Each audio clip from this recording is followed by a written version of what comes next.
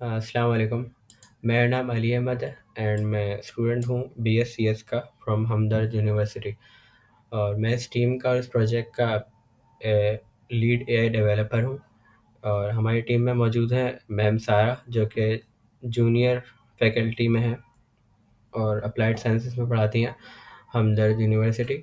And Mohammad Ashraf है जो कि BS बायोटेक्नोलॉजी के स्टूडेंट हैं हमदर्द यूनिवर्सिटी में। एंड निसार अहमद है जो कि बलूचिस्तान लुआम्स यूनिवर्सिटी से स्टूडेंट हैं। तो सबसे पहले बात करते हैं हमारी जो प्रॉब्लम है जो हमने सॉल्व करी है उसके बारे में। प्रॉब्लम हमारी ये थी कि energy shortfalls and climate disasters are worsening in Pakistan. इसका मतलब ये है कि हमारे पाकिस्तान में मतलब दो बड़े एनर्जी सेक्टर में दो बड़े मुश्किलात का सामना करना पड़ता है हम लोग को। जैसे कि हमारी जो इलेक्ट्रिसिटी डिमांड है वो हमारी सप्लाई डिमांड से ज़्यादा है, तो उसकी वजह से हमें लोड शेडिंग का सामना करना पड़ता है। फिर उसको टैकल करने के लिए हम लोग बहुत एक्सपेंसिव और पॉल्यूटेड तरीके की तरफ जाते हैं, जैसे कि अपना diesel generator and power based मतलब ऑयल बेस्ड पावर प्लांट जो होते हैं उनकी तरफ जाते हैं। तो वो जो होते हैं ना वो क्लाइमेट और इन्वायरमेंट पे बहुत हेविली इफ़ेक्ट करता है, तो जिसकी वजह से क्लाइमेट डिज़ास्टर्स आते हैं, जैसे कि फ्लड हो गया, ड्रॉट्स हो गए, गर्मी की शिद्दत मतलब हीट वेव्स हो गई। तो इनका सामना करना पड़ता है हम लोगों को। तो इन सब से बचना है, मतलब इन सब की रूट इशू क्या है? रूट इशू ये है कि हमारे पाकिस्तान में एक प्रिडिक्टिव सिस्टम नहीं है कि हम पहले से प्रिडिक्ट कर लें कि हमारी कल या अगले घंटे में हमारी डिमांड जो है इलेक्ट्रिसिटी की वो कितनी होगी। तो वो हमारे पास नहीं है, तो ताकि हम लोड शेडिंग से बच जाए। तो दूसरी हमारी जो प्रॉब्लम जो ये है वो ये है कि हमारे पास एक फोरकास्टिंग डिमांड तो है, चलो है, लेकिन हमारे पास रीन्यूएबल एनर्जी इंटीग्रेशन का जो एस्पेक्ट होता है ना वो इग्नोर कर दिया जाता है। ताकि अब जैसे अगर कोई अगर रिकमेंडेड फोरकास्टिंग सिस्टम बना हुआ है उसमें रीन्यूएबल इंटीग्रेशन एनर्जी भी इंटीग्रेट हुई हुई है, तो उस टाइम पता लग सकता है कि उस टाइम सोलर अवेलेबल है या सोलर एनर्जी या विंड एनर्जी अवेलेबल है, तो उसको अच्छे से यूटिलाइज कर सकें। तो ये एस्पेक्ट जो है वो उसको इग्नोर कर दिया जाता है, तो ये भी हमने इंटीग्रेट किया। तीसरा जो है वो ये है कि हमारे जो कार्बन फुटप्रिंट है ना उनको हम ट्रैक नहीं कर पाते। जैसे कि हमें पता नहीं है कि इंडस्ट्री की वजह से इस वक्त हमारे जो इन्वायरमेंट में क्लाइमेट में किस हद तक रिस्क हो रहा है, जैसे कि हाई रिस्क हो रहा है या मीडियम हो रहा है या लो हो रहा है। तो ये हमें नहीं पता कि किस हद तक हो रहा है। तो इन तीन प्रॉब्लम्स को सॉल्व करने के लिए आज का ये प्रोजेक्ट है। तो सबसे पहले हम बात कर लेते हैं डेटा सेट की कि हमने डेटा सेट कौन सा लिया। डेटा सेट हमने लिया है ये, इसका नाम ऑल पाकिस्तान हॉर्ली डेटा 2021 से 2024 तक है। तो ये डेटा लिया हमने। तो कैगल इसकी सोर्स है।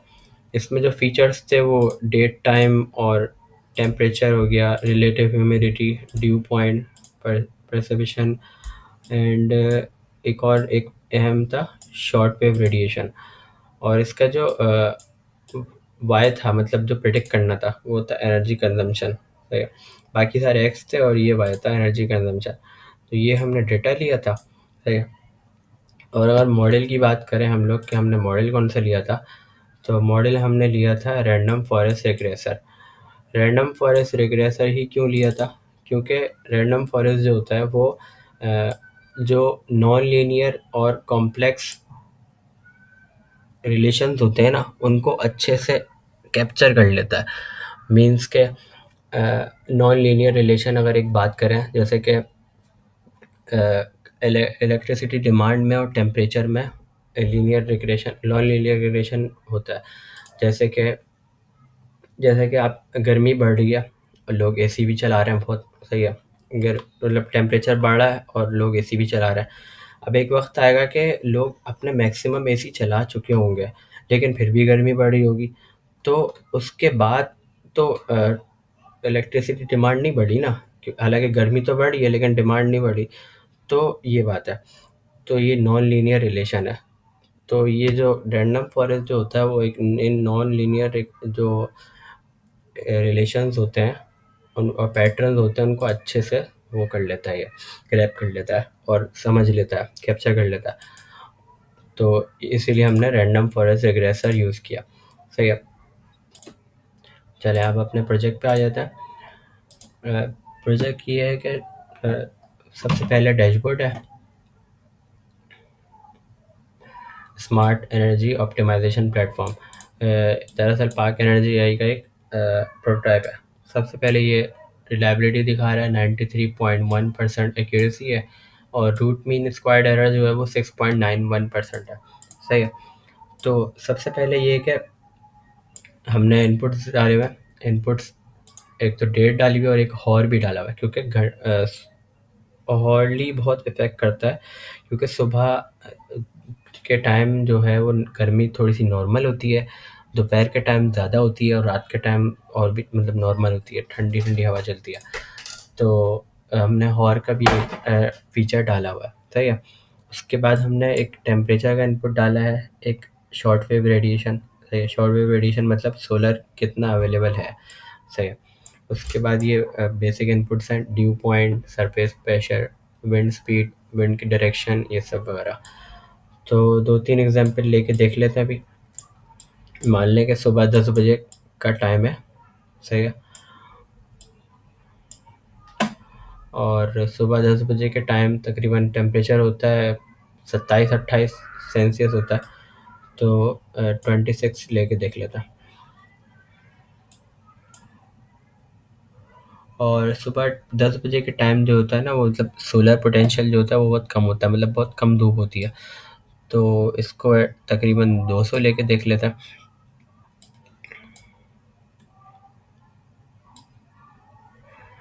तो ये करके चेक करते हैं अभी।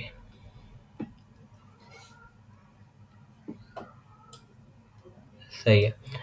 तो अब ये 3 चीज़ें बता रहा है यहाँ पे ना, 3 चीज़ें।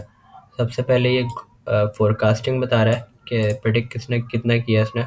तो उसने किया है 36,794, एक किलोवाट में बता रहा है। तो अब ये है कि दूसरा गोल बता रहा है ऑप्टिमाइज़र। सबसे पहले क्या करना चाहिए, ये मतलब इसने क्या ऑप्टिमाइज़ किया कि क्या करना चाहिए। क्योंकि सुबह जो है वो हम एक चीज़ मैं थ्रेशोल्ड बताना भूल गया आपको। थ्रेशोल्ड जो होते हैं, थ्रेशोल्ड हमने यहाँ सेट किए हुए हैं, डिमांड थ्रेशोल्ड और सोलर थ्रेशोल्ड।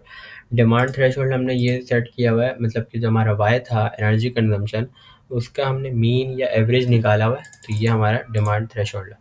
सोलर थ्रेशोल्ड जो है वो एक स्टैंडर्ड वैल्यू है, वायबल वायबल वैल्यू है, जो कि मानी जाती है कि 300 सोलर थ्रेशोल्ड होता है। सही है। तो इसलिए हमने स्टैंडर्ड प्रैक्टिस को फॉलो करते हुए 300 लिया। तो अब ये बोल रहा है कि क्योंकि देखिए 300 से नीचे है ना ये, क्योंकि दो सुबह के टाइम जो है सोलर मतलब धूप बहुत कम होती है, तो सोलर पोटेंशियल इतना नहीं है, 300 से कम है। तो ये बोल रहा है भाई सोलर तो अब यूज़ नहीं हो सकता, तो ये बोल रहा है कि जो पहले यूज़ कर रहे थे वो यूज़ करो। सही है। ये बोल रहा है। अब इसका इम्पैक्ट क्या पड़ रहा है, इम्पैक्ट ये पड़ रहा है कि हाई रिस्क है, फॉसिल फ्यूल्स खर्च हो रहा है, तो इसकी वजह से इम्पैक्ट पड़ रहा है इन्वायरमेंट वगैरह पे। सही है। एक ये एग्जाम्पल हो गई हमारी। ये बता रहा है कि system recommends use grid normal based on this and this. ठीक है। अब एक एग्जांपल ले लेते हैं शाम की, शाम के 4 बजे की ले लेते हैं, 5 बजे की ले लेते हैं, शाम की ले लेते हैं। तो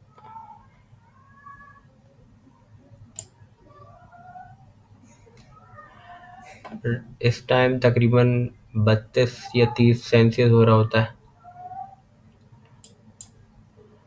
तो टेम्परेचर भी उतना ही ले लेता है। और इस टाइम जो है ना वो सोलर पोटेंशियल और कम होता है, जैसे कि 100, क्योंकि हल्की हल्की धूप हो रही होती है। तो इस टाइम भी चेक करके देख लेते हैं।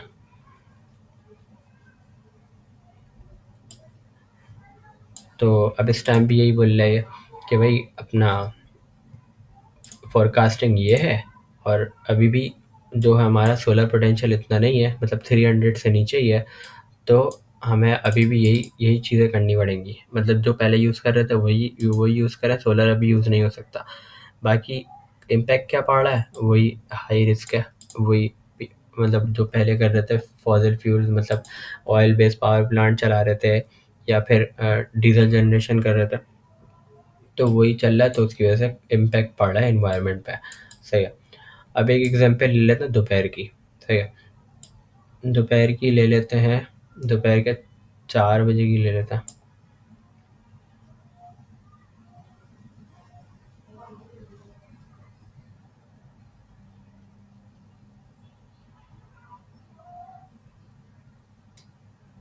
और दोपहर के 4 बजे जो है वो टेम्परेचर थोड़ा ज़्यादा होता है, 38 तक या 39 तक हो जाता है,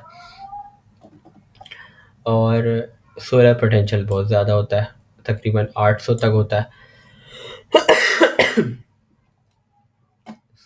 सॉरी। तो इस टाइम भी हम देख लेते हैं।